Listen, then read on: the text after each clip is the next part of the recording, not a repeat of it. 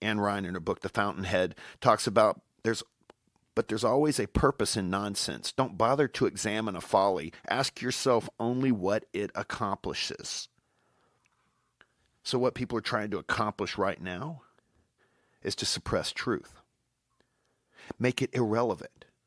They don't want to have self-evident truth. They want irrelevant truth.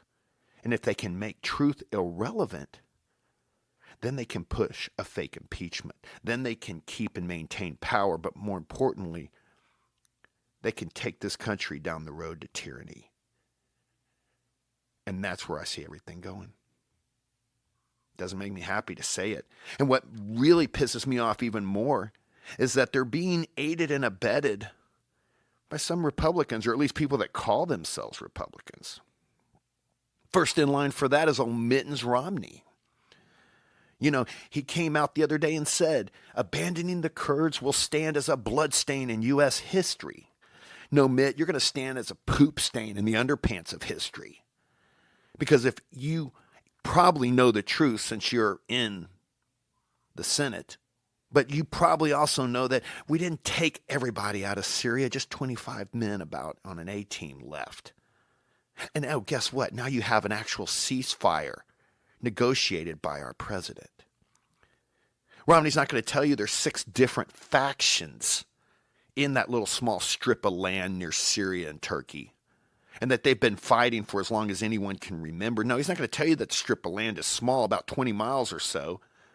He's not going to look at history and experience and see what happened after the first Gulf War when there were only 2 factions that worked it out, got along, and now you have those Kurdish territories, and they were great allies for us when we came back. See, we're not abandoning the Kurds. We're abandoning that one strip and that situation in that strip. The Kurds are in more than just that strip. They're in Iraq. They're in Iran. They're in Kurdistan. But he doesn't want to tell you that. He doesn't want to talk about how we established the first no-fly zone after the first Gulf War. And it took a while, but eventually that area settled out. And it settles out without a bunch of Americans dying. Now, you have Russian propaganda. They went into that base where the A-team left, and they made a propaganda video. But we don't even have to worry about the Russian propaganda because they got Mitt Romney propaganda. And I have no words whatsoever for a failed presidential candidate who couldn't beat an unpopular president. I mean, Mitt, in Texas, we say you're all hat, no cowboy. So while you're staining the underpants of history, President Trump is working to make America great again.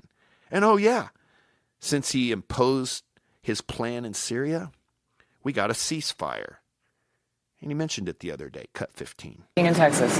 Our Vice President Mike Pence, our Secretary of State Mike Pompeo, great job. All of the people that we sent over the last 3 days, we sent an early group.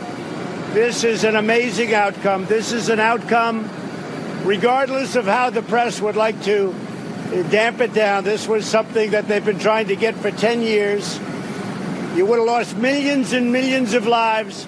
They couldn't get it without a little rough love, as I called it. I just put out. They needed a little bit of that at the beginning. And then everybody said, wow, this is tougher than we thought. When those guns start shooting, they tend to do things. But I will tell you, on behalf of the United States, I want to thank Turkey. I want to thank all of the people that have gotten together and made this happen. Thank you. You see, President Trump's policy is already broke. His team has already gone over there based on his policy and brokered a ceasefire. And I pray the ceasefire lasts.